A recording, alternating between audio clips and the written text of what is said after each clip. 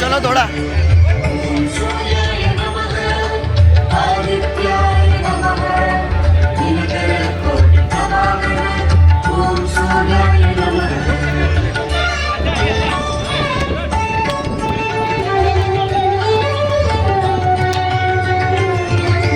ततो युद्ध परिश्रान्तं समरे चिन्तया स्थितं रावणं चाक्रतु दृष्ट्वा युद्धाय समुपस्थितम्।